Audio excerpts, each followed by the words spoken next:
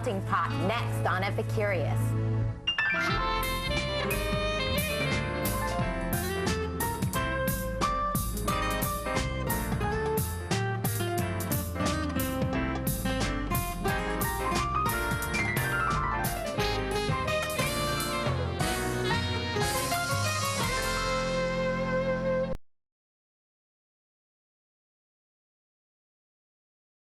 Epicurious.com. Today we're making an assortment of takeout favorites. These dishes reflect the American culinary melting pot, the kind of food that comes from around the world and makes us excited about eating.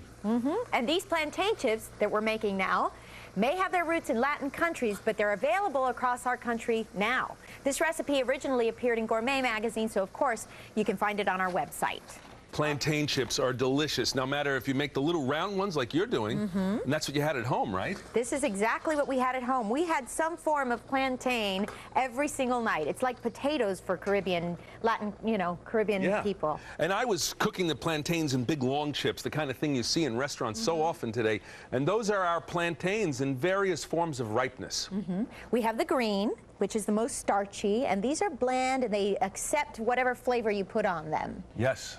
And they're very hard, aren't they? Yes, they are. So, and really, you would eat this almost as if it were a potato or something? Exactly, exactly. You'd fry it, you'd make it into tostones, which is like a mashed plantain. And how does it progress? Then you have a more ripe one, and that one you could make it into a mash. The green one you could also put into soups, you could put into stews, all of that type of thing. And then you have the black ones, or the ones that have started to turn black. These I like when they're completely black, because you can cut them up, fry them, and they're sweet and gooey, and they make a great accompaniment when to they look savory. like exactly when they almost look like they're ready to go in the garbage pail, that's when they're at their sweetest, aren't they? Exactly, that's when they're their best, as far as I'm concerned. I want to start frying some, and I know that the way to peel the green ones is to cut off the top and the bottom. These do not peel like regular bananas. They don't peel like sweet bananas at all. The skin is very hard, and because it's starchy, it doesn't give up easily. So I'm just scoring the skin with the tip of a knife. That's exactly how my mother does it, by the way. Does she do it? I'm glad that, that we're doing it the same way. And that helps to loosen that skin. It makes it easier to peel that skin right off. And you could use the tip of a knife to begin it. And you see, I just think it's a hard skin to get off. But once you peel it like that, just rip it comes right off much more easily. And how do you cut yours for frying? When at home, my mother just basically takes a paring knife and she cuts them into very thin chips. The thinner the better, because then they're really crunchy and crispy. And we would always, my brothers and I would always fish around in the plate looking for the thinnest ones. And the ripest ones, right? The sweetest ones. Or the sweetest ones, or whatever it happened to be that night. Now, when I fry these, I'm sure it's the same at home, you want to get your oil at just the right temperature. So a typical frying temperature might be 360 or 375 degrees, but I think when it's a little lower, more like 340, you get them nice and crisp without them absorbing too much oil, but also gives them time to cook thoroughly. Now I'm using you want to put those in the fryer? Yes, I'm going to go ahead and put these in the fryer. And I'm going to use this to cut mine into those long chips, which look great when they garnish. Those are beautiful. Yeah, I like to put them on salads or shrimp dishes. And I'm just using this Asian mandolin just to cut chips. Now these are very inexpensive food slicers, vegetable slicers, and they're found in all kinds of markets. And look, so easy just to get a good, thin chip. And speaking of finding things, these plantains are pretty easy to find now across America. You can find them in supermarkets, and if you can't find them in your local supermarket, get over to your local Latin grocery store, and I'm sure they're going to have them in all the different forms there. They are much more readily available, and sometimes you could ask, what do they call them when they're super ripe? When they're super ripe, maduros. Maduro, that means like mature, right? Mature. And these that I'm making here are chicharritas, is what we Cubans call them. And that means fried to a crisp. Now I'm going to mix a little bit of the salt up. Okay. This seasoned salt is very simple. We're just adding some coarse ground salt. When they come out of the fryer, that's when we'll season it. I'm going to put just a little bit of cayenne pepper in here. Mix that with the salt. And I'm also going to take some lime zest and put lime zest in with our that little bit of lime with our salt and our cayenne. That makes a great flavor. It just does. Sort of a seasoned salt. And Caribbean cultures normally use lime in place of lemon. That's their citrus. So what do you think? Are yours almost finished cooking? Almost finished. I think they need a couple more minutes, but I'm going to... These are cooking pretty good. They really cook in about 2 or 3 minutes, completely done. And there's the rest of my lime mixed with my salt. Now you can season them with that. You can season them with like a lime juice. I personally just love them with salt on them. Are you gonna? Beautiful. There you I'm go. gonna pull Sure. some more Go ahead. out Put here. some more. There you go. Great. Hi, honey. Any luck yet? Not really. Finding a new home shouldn't be this hard.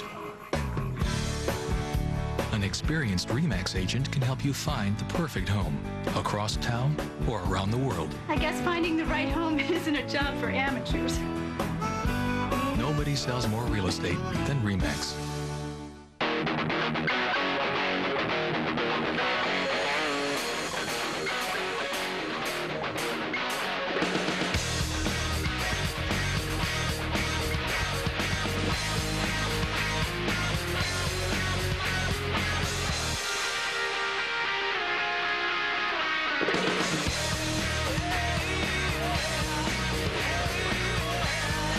Log on to universalorlando.com and get ready to start living.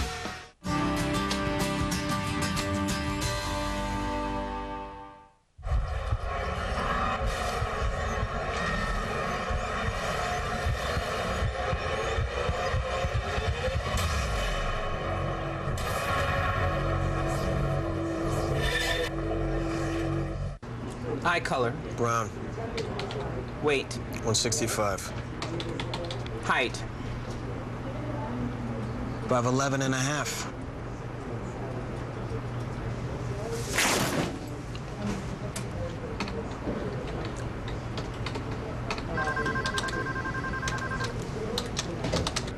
Learn to bluff like a pro. It pays to watch the World Poker Tour. The new season starts March 2nd at 9 on the Travel Channel.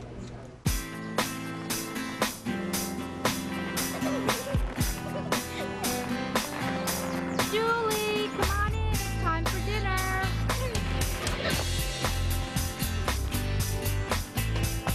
Every Monday, the Travel Channel invites you inside a unique new series, Amazing Vacation Homes, Hey, Mom. Hey, sweetie. where people don't just live out their dreams, they live in them.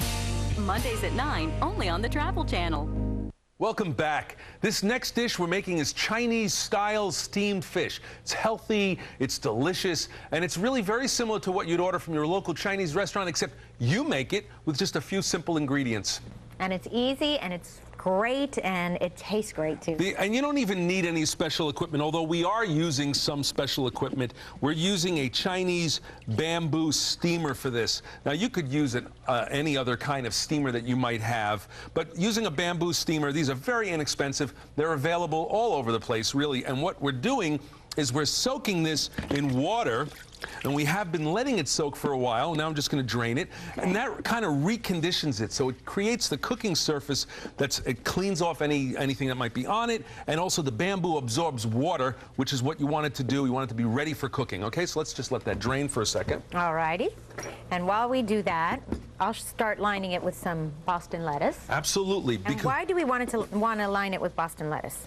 Well, anytime that you use the steamer, you want to line the bottom with something like lettuce or cabbage, and what it does is it acts as a sort of a protective surface between the food and the bamboo. And whatever you're cooking will sit on that lettuce, and it looks great when it comes to the table. Absolutely. But also, the biggest thing it does is it prevents sticking. So that way, whatever you're cooking doesn't actually stick to the bamboo. There we go. Now, here we have our bamboo steamer. It's all set, and we're using a wok. You don't need a wok. You can use any big pan that can hold a couple of inches of water and that this bamboo steamer will fit neatly in. You can use, but we're going to use a wok to do this. We're using red snapper. Yum. One of my favorite fish. What do you think? I love red snapper. Very popular. Snapper is so popular in so many different ways. Sauteed, grilled, fried, but steamed, it's delectable. And I'll tell you why. It has great flavor and it has great texture. It's a firm fish. It has a good texture to it. It steams up beautifully. So here's our snapper, beautiful fish. And I'm just going to put it skin side down. Okay. And if it gets a little tight in here, you can fold over the thin parts of the tail just to make sure that it all fits in, right? That's beautiful. If we don't have snapper, what else can we use? Oh my goodness, you could use sea bass, black bass. You can even use flounder or fluke. If you take flounder, you take those nice fillets and you just roll them up. Makes a great presentation. They look great. But I love this. I think that black bass or red snapper are just beautiful fish for steaming. And what are we going to put on it? Well, next is all of the seasonings go right into our steamer basket. That's another reason why the lettuce is good, because it keeps all of those ingredients in there. We have sesame oil, soy sauce, ginger, garlic, cilantro or Chinese parsley, and some white wine. Those are going to be great flavors on that red snapper. And I'm going to put all that. You want to get the beans going? I will. And I'm going to sprinkle all of these ingredients over the top and get them all marinated well for a few minutes. I'm going to get some oil in our pan and just going to let it heat up for about 10 seconds. The pan is hot, and I'm just going to put some snow peas in there. And this is going to be basically a garnish for our red snapper. And I'm just stir frying it in this little chef's pan. Yeah, that's a perfect pan. You don't need fancy equipment for any of this, but you know, if you do have the right equipment, you'll use it more often than you think, and also it makes the job go fast and easy. So a little pan like that works terrifically well. How's that fish coming along? I think that's doing great. We've got our steamers going here. We've got water in our steamer, just enough water to meet the bottom of our steamer pan, and we're using the wok. You could use anything that you wanted for that. Any extra liquids, just pour it right over the top, and let's just get that covered. That'll take about 7 to 10 minutes to cook fully. Okay. And really, here is what it looks like when it's completely cooked. Ooh, isn't that great? That is great. That is beautiful. And now you can take your, may I? Go for your it. Snow peas, your sugar snap peas, and put them all around. Beautiful. Right, there we go. Just spread them around. Now this makes a great presentation right to the table, just the way it is. If you're wondering where our rice is, well, we'll make it for dessert in a creamy, comforting, diner-style rice pudding. This President's Day, get great deals with up to 25% off select Dell systems. This Inspiron notebook with a mobile Intel Celeron processor is yours for only $599, a 20% savings. Dell desktops start at just $385. And get up to 25% off other Dell systems. But you better call or go online today. These offers end February 23rd. It's only a click or call away. Get more out of now. Dell PCs use mobile Intel Celeron processors. Everything's possible with a Hover-Round. If you have mobility problems, there's really only one solution. Hover-Round. It's your #1 choice for go-everywhere mobility, comfort, and portability. The Hover-Round allows me the freedom to live on my own. With our unique design, you can navigate even the smallest spaces in your home with ease. And when it comes to all-day comfort, no other seat comes close. Plus, a Hover-Round is portable. You can go anywhere, even the Grand Canyon. Call for your free information and video. Everything's possible with a Hover-Round. We'll answer your questions and work with your doctor, Medicare, and insurance company. And can even bring a Hover-Round to your home for a test drive.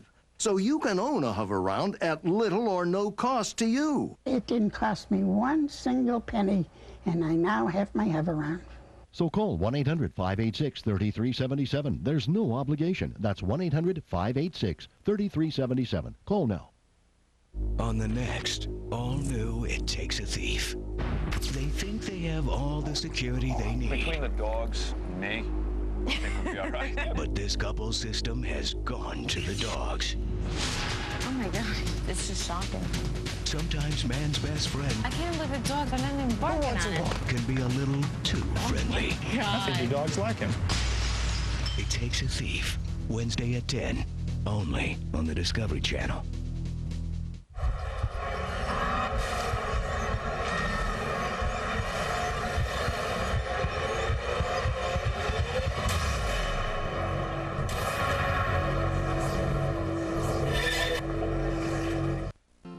You are a traveling movie theater. You are a roving jukebox. You have no wires to hold you back. Introducing the HP Pavilion Notebook with Intel Centrino mobile technology, starting at $999 after rebates. Connect, download, and print remotely with built-in wireless capability. Listen to music or play DVDs at the touch of a button with HP's exclusive Quick Play feature and optional remote control.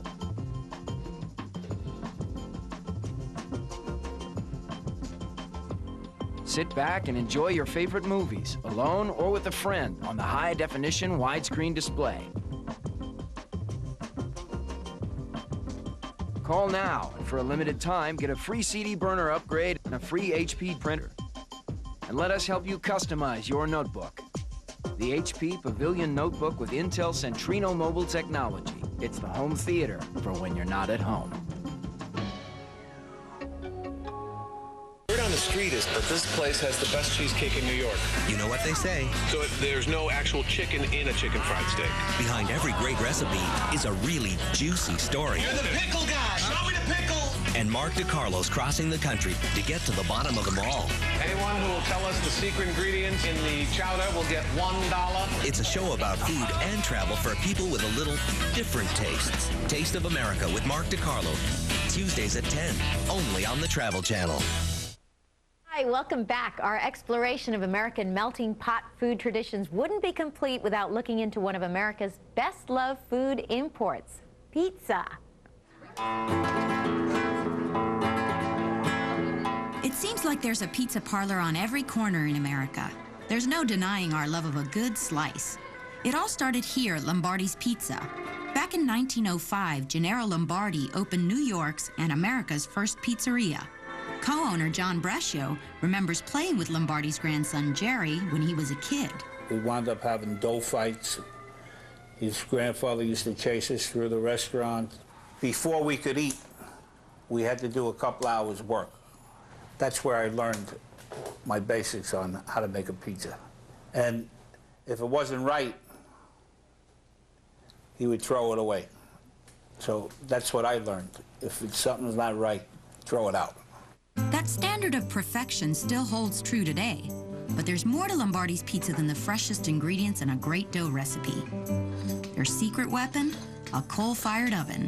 What is it about a coal oven that makes the pizza so good?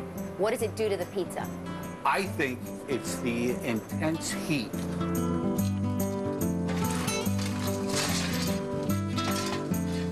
Right where the coal is burning is 2,000 degrees. Inside the oven, where the pizza's cooking on the floor, is 800 degrees. Wow. So that's almost twice as much as a regular conventional oven. And I cook a pie in about 3.5 minutes in this oven. That's fast. The coal in high heat slightly blackens the crust, but John says that just adds to the flavor. Once they taste it, they don't complain. It gives it a nice charcoal flavor. You know, like a smoky charcoal flavor is what you get from a coal oven pizza. My crust, I like a little hard on the outside, firm. But on the inside, when you break it open, I like it light and airy. Just like if you went to a bakery and bought a hot roll and you broke it open. You know how it feels and looks? That's how my crust is inside. I wanted to learn how to make a great pie, so John introduced me to his chief pizza maker, Ricardo. Take care of her, huh? Somehow, it's not as easy as it looks. Oops, I tore a hole in. Ricardo says it's not enough, so I have to keep working. Okay, now let's see. This is not as easy as it looks. Whoa. Okay, this is the first time, you know. It's okay for my first time, right? Yeah. Okay. I'll tell you what, this is a serious workout. Huh? Yeah, échale la tabla. Yeah? Okay. Venga. Ah. No, yeah, échale. Okay. Okay, there we go.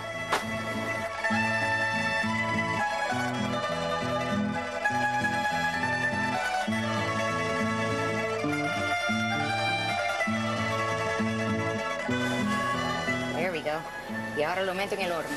Ahí. Oh, okay. He's saying to extend the edges just a little bit more. Perfect. And that's it. In the oven.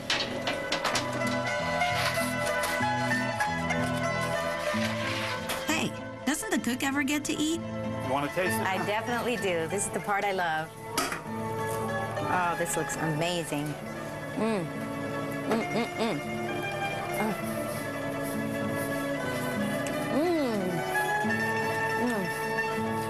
good. I could almost taste it. It must smell so great in there. It's the best pizza I've ever had, and I've been back there several times. It's incredible. Since. They're keeping that tradition alive. Fantastic. Keepers of the flame, huh? Is that okay to say All that? right. We're now going to make a crisp, fresh Greek salad. And this is, I guess, a perfect side dish with pizza. Pizza is a meal in itself. Why not make a salad like this? In fact, this salad may have once been exotic, but it's now on menus all across America. Now, a Greek salad, a traditional Greek salad, actually doesn't involve any greens. We have vegetables, really. Cucumber, pepper, tomato, some onions, some olives, and my favorite, feta cheese. Of course. You like feta cheese? I love feta cheese. I love feta cheese. All right, so how do we start? Well, any good salad also, you know, depends on the ingredients, not only that you put in it, but how you handle the ingredients. Okay. Because one of the things about a good salad like this, a Greek salad, is that everything be cut uniformly. So we have some green pepper. I was going to add some yellow or orange pepper to it. Why not? Use what's on hand, what's in market, what's in season, what looks good. In fact, what might even be growing in your own backyard. So I was just going to cut up some of this beautiful pepper to add to it and try and get it to be about the same size as what I have there. That way everything is sort of uniform in size and shape, and when it tosses together, it fills your mouth in good, even bites. That's true, and you can get all those different flavors going in your mouth at the same time. That's what makes things extra delicious. I always think that that's true, that that being able to, you know, do something as simple as cut a pepper and try and get everything to the, you know, just to match in terms of being, when you're doing something like soups, that's very important. Well, in our salad, we can add we can start to put our ingredients right in. Okay, we're going to start with our pepper. Why don't we just get all that pepper in there? This I can put on the side. What else do we have? We have some cucumber. Okay, let's add our cucumber. Okay, and that's very important in Greek cuisine. Cucumber. Beautiful seedless cucumbers. Let's add our green peppers. You know, I've been to Greece. Have you been? You've traveled to Greece. Yes, I know you have. And I remember the first time I ordered this in a Greek restaurant in a taverna, and I was surprised. Where's the lettuce? You know, it's a salad. But this is really a good vegetable salad. Now, all of these vegetables are in many salads. Why is this called a Greek salad? Why would you say? For me, it's the combination of flavors. You know, a good sweet onion, like a Bermuda onion.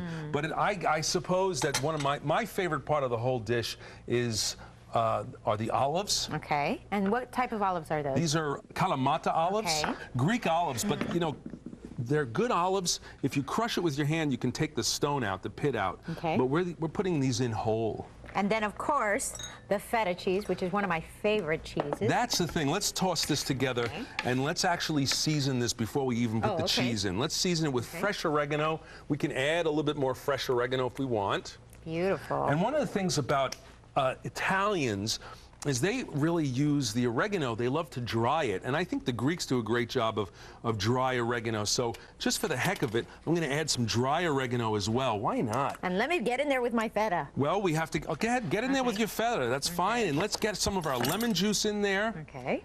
All right, we've got our lemon juice and olive oil, and that's our whole dressing right there. All right. And if you want to add a little pepper to that. Nice olive oil. Okay, a little pepper, and I'll give that a good toss. All right.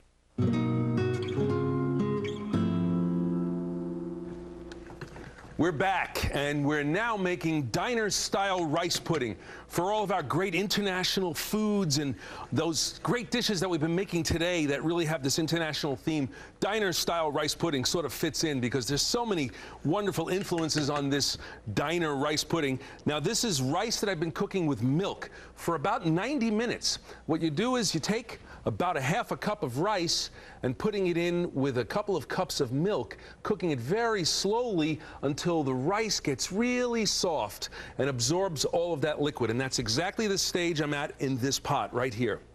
Now, the next stage is finishing off the rice pudding. And finishing the rice pudding is simple as could be. In fact, what we're going to do is we're going to add more milk with some eggs. And the eggs will help to solidify it, set up. And it's like making almost a custard kind of a base. Here we have eggs. And into the eggs go milk. Now, some people use heavy cream, which makes it even richer. That works pretty well. Here we add our sugar. A little bit of cinnamon. Now that's, depending on what you like, about a quarter of a teaspoon of cinnamon, a little bit more, a little bit less, and some vanilla. A little vanilla extract. Great flavors. All mixed together. Next, I'll get my raisins. Now you can use white raisins, dark raisins, you could use both.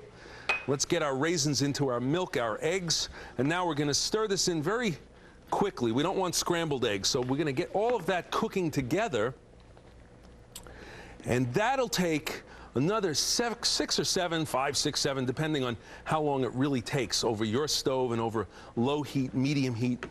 What you want to do is you want to combine all of that. Make sure it's well mixed.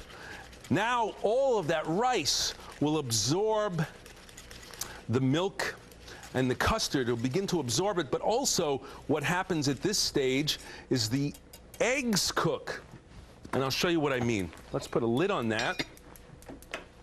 And let's go and look in this pot. Here we have one that we've been cooking. And the eggs have cooked beautifully with the rice. And let's get this over here, because the last thing I want to do is add just a touch of molasses to this. About a tablespoon or so. Good dark molasses, wonderful flavor. Just a finishing touch, and then into some sort of bowl, and this needs to be refrigerated. After it cools to room temperature, we'll refrigerate that for just a little while until it's nice and set. And that is diner-style rice pudding. You can put more raisins on top. You can serve that with a little bit of whipped cream, maybe a cinnamon stick. Barbara, I'm just going to refrigerate this, but I have more for us to eat. I can't wait to taste it. It's going to be the perfect complement to our international takeout menu, starting with our plantain chips and then our Chinese-style steamed fish. Greek salad, I love it. The vegetables, the cheese, the olives, just great flavors together with olive oil and lemon juice, terrific. And our rice pudding, which the molasses really has a great aroma and gives it great flavor. I like it. That is good. All the recipes you saw here and thousands more from Gourmet and Bon Appetit magazines are available on our website at epicurious.com. I'm Barbara Alvarez. And I'm Michael LaMonaco. Join us next time on Epicurious. Goodbye. Goodbye. Word on the street is that this place has the best cheesecake in New York. You know what they say. So there's no actual chicken in a chicken fried steak. Behind every great recipe is a really juicy story. You're the pickle guy. Show me the pickle. And Mark DiCarlo's crossing the country to get to the bottom of them all. Anyone who will tell us the secret ingredients in the chowder will get $1. It's a show about food and travel for people with a little different tastes. Taste of America with Mark DiCarlo. Tuesdays at 10, only on the Travel Channel.